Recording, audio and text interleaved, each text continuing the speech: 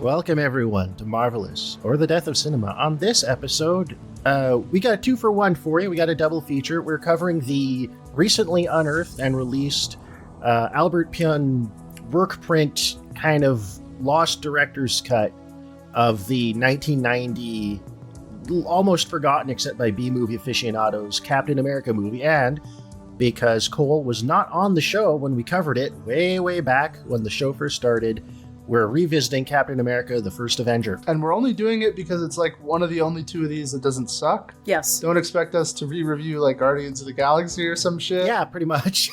No, it's the best one. It's the best one. I'm laying it out there right now. It's the best one. Yeah. The only other one I will ever champion a rewatch for is Suicide Squad 2016, and that's only because I have ideas. But I am really happy I got to re-review this, actually. I hadn't seen this movie since I was probably like 14. This used to be one of my favorite movies growing up. I had a poster of it, and I think this was the first Marvel movie I ever saw in theaters. I didn't see either of the first two Iron Mans. I don't think I saw Thor until much later. I didn't really like it. Nobody likes it. And I've still never seen The Incredible Hulk. It's not good. You're not missing much. I saw this, and I think I saw it with my dad, and we were both like, hey, that was pretty good. You know, we had a blast. Way better than any of the other movies that I'd probably seen up to that point. And it always kind of stuck by me. You know, I'd always kind of check it out if it was on TV. It was usually on FX. Yes. It's one of those movies that you'd see on FX a bunch down here in the good old US of A. And it is an eminently watchable film. I think if it was like 20 to 30 minutes shorter, this would be one of the most watchable films ever. Like there's like fucking 20 minutes of credits. I noticed that on the Disney Plus version when I was watching it, like the actual film is only like an hour and like 45 minutes long. And then there's 15 minutes of credits on top of a trailer for, like, there's no end credit scene. The end credit scene is just a trailer for the Avengers. It's just a trailer. It's just for Avengers. Which is really funny. Kudos to them. They were like, fuck, there's two characters that we have. We don't have Spider-Man. We don't have the X-Men. We've introduced all the characters that we have. You know, Ant-Man's never coming out. Let's just put a trailer for this shit. And I kind of want to, before we talk about the movie, I want to talk about the amazing trailer for this movie. That I think really... Yes, the trailer's so fucking cool. Yes. I don't know if I ever saw that. I linked it in our production chat. It is more or less just entirely a summary of the film. Actually, it is... I dare say it is maybe a better film than the actual film, but just by a smidge. And it goes through Captain America's entire origin. You get a shot of him. He's you know, skinny as shit. He looks like Dasha. And then Stanley Tucci is like, "You boy, you're special." And Tommy Lee Jones is like, "I think he's a fat." And then they zap him full of blue shit, and he becomes jacked Chris Evans. And then Adolf Hitler gets so BTFO that he personally sends one of his top goons to do vengeance upon him.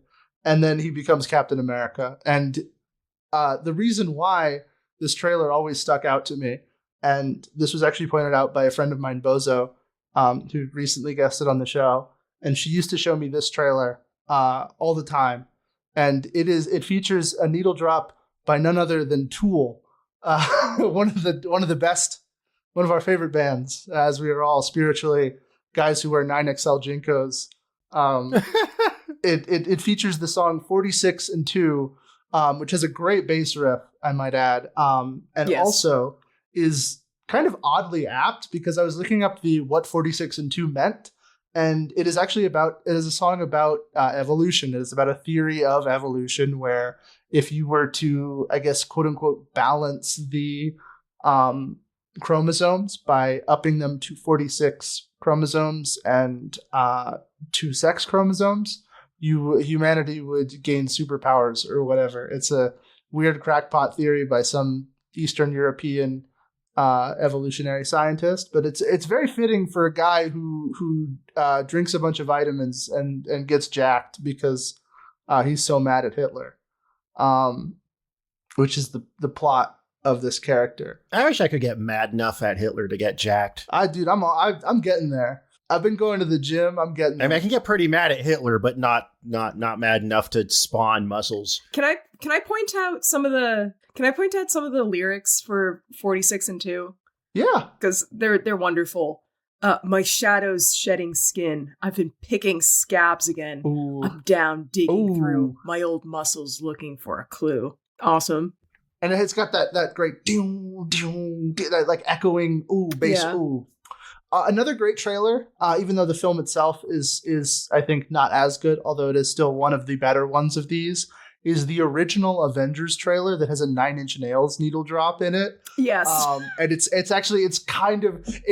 makes there's a specific shot, the scene where Captain America and Iron Man are arguing, the famous meme, billionaire in a suit of armor, take that away, what are you? But it's playing like just this fucking Trent Reznor bass drop. And then like as soon as Iron Man gives his comeback line or whatever, and he's like a billionaire philanthropist genius or whatever, it cuts to like this action shot and then the fucking bass riff starts going and I'm like, damn, this movie is sick. Big man in a suit of armor. Take that away, what are you? Genius, billionaire, playboy, philanthropist.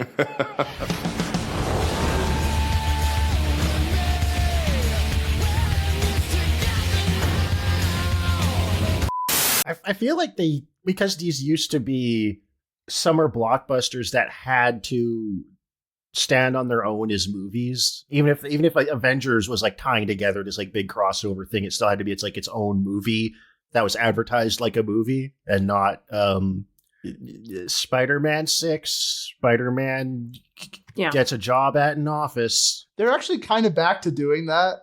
It's really funny. I think that like you can kind of pinpoint the moments when the MCU assumed that they would just be a monolith onto themselves, and it's kind of when they stop surrounding themselves with other culture. Whereas like all of them up to like Avengers 2, they're pretty music heavy in the marketing. They would tie themselves to pop songs or just like music that dumb comic book guys would listen to.